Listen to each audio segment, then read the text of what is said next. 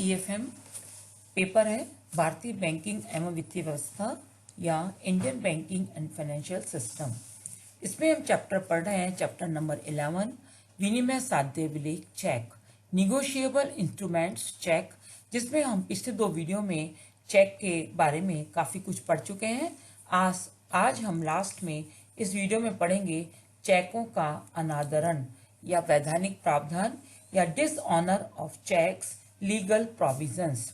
यहाँ पर हम पढ़ेंगे कि डिसऑनर ऑफ चेक या चेकों का अनादरण क्या होता है, कौन कौन सी दशाओं में चेकों का अनादरण कर सकते हैं, इसके साथ चेकों का अनादरण से संबंधित कौन से संबंधित कानूनी प्रावधान है और अनादरण या डिसऑनर की सूचना कैसे दी जाती है और इस सूचना को नोटिंग एंड प्रोटेस्टिंग कैसे कराया जाता है। आज हम चेकों के डिसऑनर के बारे में पूरी जानकारी यहाँ पर पढ़ेंगे। चेकों का अनादरण, इसके अर्थ की बात आती है तो जब चेक का धारक चेक को भुगतान करने के लिए बैंक के समक्ष प्रस्तुत करता है और बैंक उसका भुगतान करने के लिए मना कर देता है तो उसे चेक का अनादरण या डिसऑनर कहते हैं। अनादृत चेक लौटाते समय बैंक चेक पर एक स्लिप लगा देता है जिस पर अनादरण के कारण का उल्लेख किया जाता है। लेकिन बैंक किन दशाओं में चेकों का अनादरण कर सकता है? तो निम्नलिखित परिस्थितियां हैं जिसमें बैंक चेक का भुगतान करने से मना कर सकता है। तो सेकंड पॉइंट है अनादरण की दशाएं। निम्न परिस्थितियों में जो बैंक है वो चेक का भुगतान करने से मना कर सकता है, जैसे कि जब ग्राहक ने चेक का भुगतान रोक दिया हो, या जब ग्राहक की मृत्यु हो गई हो, या जब ग्राहक पागल अथवा विक्षिप्त मस्तिष्क की स्थिति में हो गया हो, कुर्की का आदेश आ गया हो, न्यास भंग की स्थिति में, ग्राहक के दिवालिया होने पर, अभी हस्तांकन की स्थिति में, जब रेखांकित चेक खिड़की पर प्रस्तुत किया गया हो, धारक का स्वभाव दोषयुक्त हो, जब चेक पर ग्राहक के जो हस्ताक्षर हैं वो जाली हो, जब चेक पर महत्वपूर्ण परिवर्तन किए गए हो लेकिन वहां पर साइन करके उसकी पुष्टि नहीं की गई हो, जब खाते में पर्याप्त राशि नहीं हो, जब उत्तर तिथि चेक पहले से प्रस्तुत किया गया हो, चेक प्रस्तुत करने वाला व्यक्ति का व्यवहार संदिग्ध हो, या जब चेक को अनियमित ढंग से प्रस्तुत किया गया हो, जब आदेशानुसार चेक पर प्रश्नांकन अनियमित हो, जब चेक बुरी तरह से कटा-फटा या विकृत हो गया हो, जब ग्राहक ने अपना खाता ही बंद कर दिया हो, जब चेक व्यावसायिक अवधि के, जब बैंक का टाइम खत्म हो जाता है उसके बाद प्रस्तुत किया गया हो, और जब बैंक या ग्राहक दोनों में से किसी ने खाता बंद करने का नोटिस दे दिया हो। तो ये सब परिस्थितियां थी जिसमें बैंक चेक का भुगतान करने से मना कर सकता है। नेक्स्ट आता है इसमें कारण स्पष्ट एवं पूर्ण हो। जब बैंक चेक का अनादरण कर देता है तो उसका कारण स्पष्ट व पूर्ण होना चाहिए, जिससे उसका इच्छानुसार भिन्न भिन्न अर्थ नहीं लगाया जा सके। किसी चेक के अनादरण का सही कारण बताने में सावधानी रखनी चाहिए, क्योंकि यदि ऐसा कारण बतला दिया जाता है जिससे चेक के लेखक की रेपुटेशन को यदि अनावश्यक चोट को पहुंचती है तो चेक का लेखक बैंक से ऐसी हानि की पूर्ति का दावा भी कर सकता है। तो इस प्रकार से चेक के अनादरण का जो कारण है वो स्पष्ट और पूर्ण होना चाहिए, जिसका कि कोई दोहरा अर्थ नहीं लगाया जा सके। नेक्स्ट बात आती है इसमें चेक के अनादरण और इसके संबंध में क्या क्या कानूनी प्रावधान है। Dishonour of a cheque and its legal provisions. यदि हम कानूनी प्रावधान की बात करें तो विनिमय साध्य विलेख संशोधन विधेयक 1988 क्रियाशील हो जाने के कारण खाते में अपर्याप्त कोष होने पर लेखक द्वारा चेक लेनदार को देना अब दंडनीय अपराध है। इसमें क्या क्या लीगल प्रोविजन है, जिसमें पहला है आर्थिक दंड एवं कारावास की सजा। यदि किसी व्यक्ति ने किसी अन्य व्यक्ति को भुगतान के लिए चेक दिया है और यदि वह चेक खाते में भुगतान के लिए अपर्याप्त राशि होने के कारण भुगतान किए बिना ही लौटा दिया जाता है तो ऐसे चेक के लेखक को अपराधी माना जाएगा और उसे न्यायालय के द्वारा दंडित किया जा सकता है। दूसरा इसमें दंड की दशाएं। पर्याप्त कोषों के अभाव में चेक का अनादरण होने पर कारावास और जुर्माने के दंड निम्नलिखित दशाओं में लागू होंगे, जैसे कि जब चेक आहर्ता द्वारा अपने किसी अपरिवर्तनीय वैध ऋण अथवा दायित्व के पूर्ण अथवा आंशिक भुगतान में वो दिया गया हो। दूसरा, वह चेक उस पर लिखित तिथि के 3 माह के भीतर लेनदार अथवा यथाविधिधारी द्वारा संबंधित बैंक के भुगतान के लिए प्रस्तुत किया गया हो। और चेक के आदाता अथवा यथाविधि धारक ने बैंक से चेक के अनादरण की सूचना प्राप्त होने के 30 दिनों के भीतर आहर्ता को चेक के अनादरण की सूचना देते हुए भुगतान की मांग की हो। चेक के आहर्ता ने उक्त सूचना की प्राप्ति के 30 दिनों के भीतर चेक के आदाता अथवा यथाविधिधारी को चेक की राशि का भुगतान नहीं किया हो।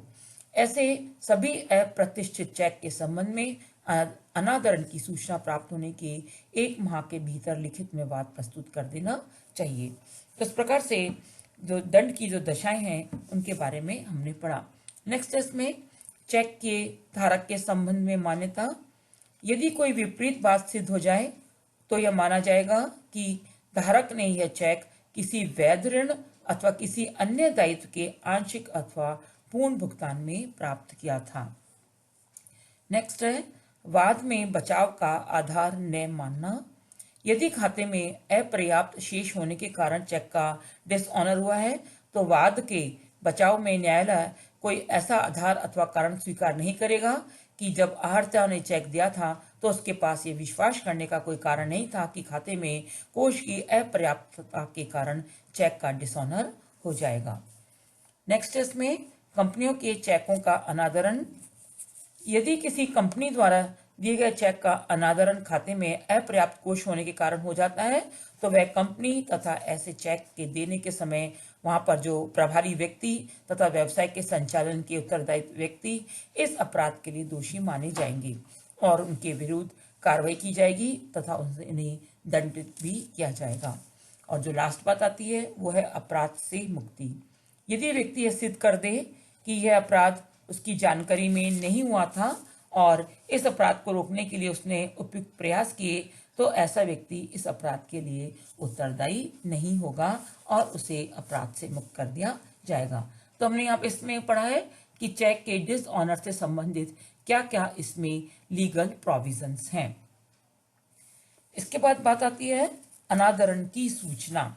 अनादरण या नोटिस ऑफ डिसऑनर, जो यदि चेक को डिसऑनर कर दिया जाता है तो उसकी सूचना किस प्रकार से दी जानी चाहिए इसके बारे में हम यहाँ अध्ययन करेंगे कि विनिमय साध्य विलेख अधिनियम की धारा 93 के अनुसार प्रतिज्ञा पत्र, विनिमय पत्र या चेक अप्रतिग्रहण या असंदेह द्वारा अनादृत हो गया है तब इसमें धारक को या इसके किसी पक्षकार को जो उस पर दायी बना रहता है उन सब अन्य पक्षकारों को जिन्हें की धारक उस पर अलग अलग दायी बनाना चाहता है और उन कई पक्षकारों में से किसी एक को जिन्हें की वह उस पर संयुक्त दायी बनाना चाहता है यह सूचना देगा कि लिखित ऐसे अनादत कर दी गई है।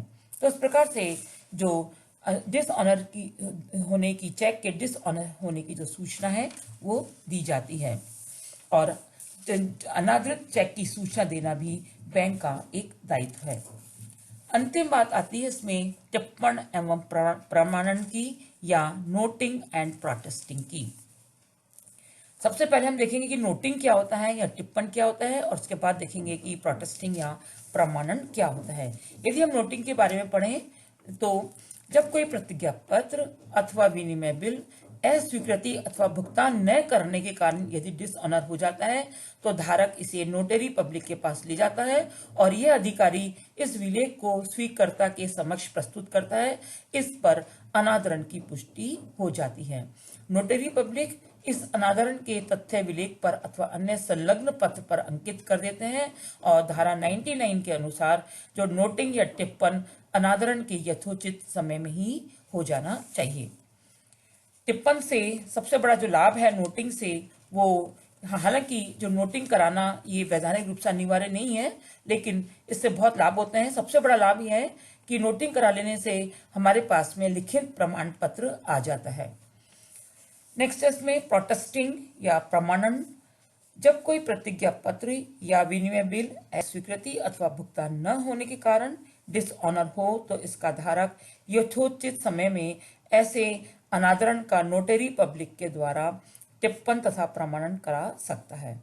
इस प्रमाण पत्र को ही प्रमाणन या प्रोटेस्टिंग कहते हैं। धारा 100 के अनुसार यह प्रमाण पत्र टिप्पण के आधार पर ही जारी किया जाता है और अनादरण के तथ्य को प्रमाणित करता है। न्यायालय में भी इस प्रमाण पत्र को एक लीगल डॉक्यूमेंट के रूप में माना जाता है। धारा 101 के अनुसार प्रमाणन या प्रोटेस्टिंग में लेख पत्र की प्रतिलिपि, वादी एवं प्रतिवादी के नाम, प्रमाणन का कारण, स्थान एवं समय, प्रमाणन शुल्क, प्रतिष्ठार्थ प्रस्वीकृति एवं भुगतान, गवाही एवं मोहर आदि का सभी का इसमें विवरण दिया जाता है। तो इस प्रकार से नोटिंग एंड प्रोटेस्टिंग की व्यवस्था की जाती है। तो आज हमने इस वीडियो में डिसऑनर ऑफ चेक्स के अनादरण से संबंधित सारी जानकारी पढ़ी।